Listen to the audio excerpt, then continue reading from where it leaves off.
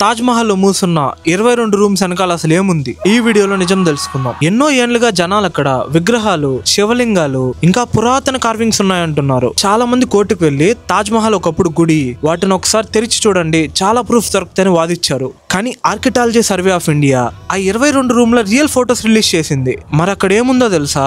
లోపల ఏమీ లేదు. అసలు ఫస్ట్ విషయం, మీరందరూ అనుకున్నట్టు కేవలం అవి 22 రూములు మాత్రమే కాదు. తాజ్ మహల్ ని చాలా కాంప్లెక్స్ తో కట్టారు. దాని బరువు దగ్గర దగ్గర 58,000 టన్నులు ఉంటుంది. అంత బరువు ఉన్న తాజ్ మహల్ ని మోయడానికి షాజహాన్ ఇంజనీర్స్ 17 మీటర్ల లోతైన ఫౌండేషన్ వేశారు. దానిపైన ప్లింత్ అని ఒక ఎత్తైన ఫౌండేషన్ కట్టారు. ఆ ప్లింత్ లోపలనే ఈ 22 అండర్ గ్రౌండ్ కారిడార్స్ ని డిజైన్ చేశారు. అసలు ఆ ప్లింత్ ఎందుకంటే బరువు బ్యాలెన్స్ చేయడానికి, ఇంకా గాలి బాగా ఫ్లో అవడానికి. అలానే ఆ మార్బుల్ మాయిశ్చర్ వల్ల పాడవకుండా ఉండడానికి ఇలా ప్లాన్ చేశారు. సో క్లియర్ గా చెప్పాలంటే ఇవన్నీ మిస్టరీ రూములు కాదు, అవి జస్ట్ ఆ మెయింటెనెన్స్ టనల్స్ మాత్రమే. అవి ఎప్పటికీ మూసి ఉంచరు. ఏఎస్ఏ వర్కర్స్ అయితే రెగ్యులర్ గా దాని లోపలికి వెళ్ళి ఆ క్రాక్స్ ని ఫిక్స్ చేస్తారు. అలానే వాల్స్ కి పూత వేయడం, ఇలాంటి వర్క్స్ అన్ని చేస్తూ ఉంటారు. అసలు ఇంకా చెప్పాలంటే ఏఎస్ఐ వర్కర్స్ ప్రకారం లోపల కేవలం 22 రూములు మాత్రమే కాదు, మొత్తం తాజ్ మహల్ లో 100కు పైగా ఇలా మూసి ఉన్న చాంబర్స్ ఉన్నాయి. ఎక్కడెక్కడంటే బేస్మెంట్స్ లో, పైన ఫ్లోర్స్ లో, మినరెట్స్ లోపల, ఆఖరికి పక్కనే ఉన్న మసీద్ దగ్గర కూడా ఉన్నాయి. ట్రస్ట్ మీ, బయట ప్రచారం జరిగేదానికంటే కూడా